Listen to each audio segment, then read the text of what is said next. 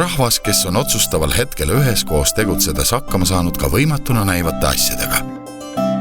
Talgud on juba aastasadu eestimaalaste ellu kuulunud. Koos tehti ära kõik suuremad tööd ja tegemised, mis ühist elu ja keskkonda paremaks muutsid. Püstitati maju, ehitati kiviaedu ja linnuseid, tehti põllutöid ja mindi appi nendele, kes seda vajasid. Selle aasta talgupäeva eesmärk oli julgustada inimesi koos tegutsema ja suunata neid võib-olla ise ette võtma selliseid asju ja märkama asju, mida oma kodukohas või töökohas paremaks muuta saaks. Talgupäevaks kutsusime üles kõiki eestimaalasi enda naabruskonnas, külas või linnas üles leidma neid olulisi asju, mis ammu ootavad tegemist ning mida saaks üheskoos 1. mail talgute korras ette võtta. No, talgute korras saab ju ära teha alates kõige väiksemast hoovi või tänava pühkimisestki kuni maja ehitamiseni välja. Ettevõtlikud inimesed panid oma talgud Teeme ära veebikeskkonda ülesse ja hiljem sai siis iga soovi avaldaja ennast kirja panna sellele talgule, mis talle kõige rohkem huvi pakkus. Kuid mida talgute korraldamine endast kujutab? Esimene asi on ikka see, et räägi sõbrale ja aruta see asi korralikult läbi, mida, kui palju on vaja, palju inimesi on vaja, palju on vaja materjale, missugust tehnikat on vaja ja mida siis nendele inimestele ka pärast talgupäeva pakkuda. Ma usun, et kõige tähtsam on võtta kontakti nendega, kellel on talgujuhi kogemus.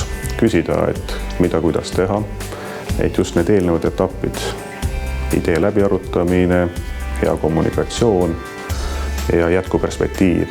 Et kui need põhiasjad on kellegiga läbi arutatud, see annab kindlust. Kuid mis saab edasi? Mille peale peab talgujuht talguid kavandades mõtlema?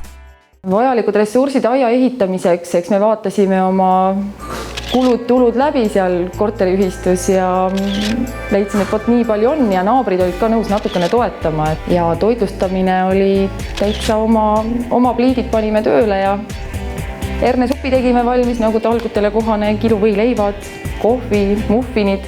Ja just organiseerimine kõige tähtsam, et sul on olemas inimeste jaoks tõesti toitlustus, kui on vaja transpordi küsimused lahendatud, ma ei tea, meelelahutuslik osa, mis on minu meelest ka hästi tähtis. 1.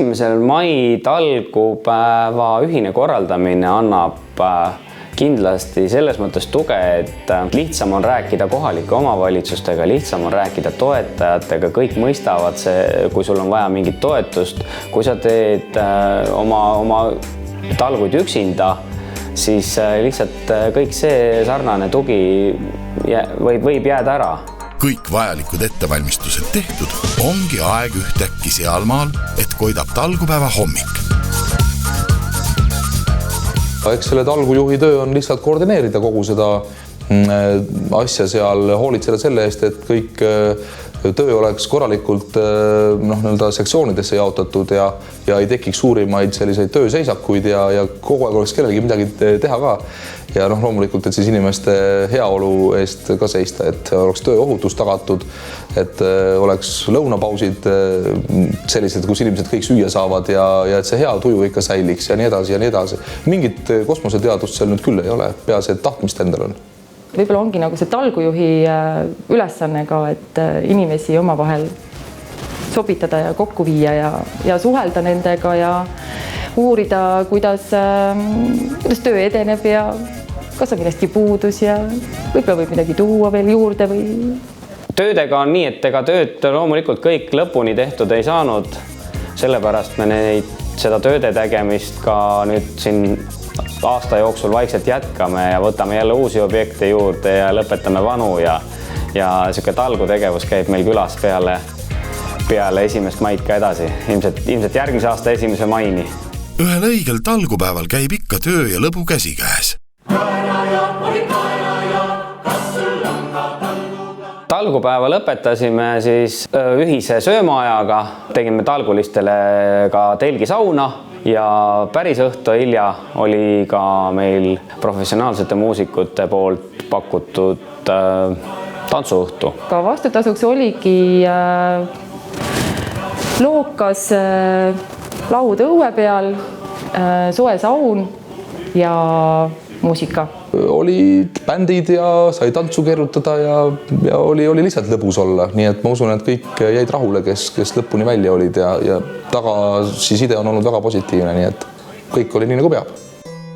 1. mail peeti talguid 1130 erinevas kohas. Saartel, järve- ja jõekallastel, metsas ja linnas, külaplatsidel, tuhamägedel, linnustes, koolides ja veel paljudes teistes kohtades, kus vajalikud tööd ootasid tegemist. Talgutest võttis sel päeval osa rohkem kui 31 000 eestimaalast. Sügav kummardus kõikidele nendele teotahtelistele inimestele, kes võtsid ette ja oma head mõtted talgutena teoks tegid. Palju vajalikku sai Eestimaal sel päeval tehtud. Ma usun, et see päev andis paljudele tunde ja teadmise, et ühiselt tegutsedes on ka võimatud asjad võimalikud. Eestimaa on täis imelisi inimesi ja läbi selliste ühiste tegemiste on võimalik väga suuri asju korda saata.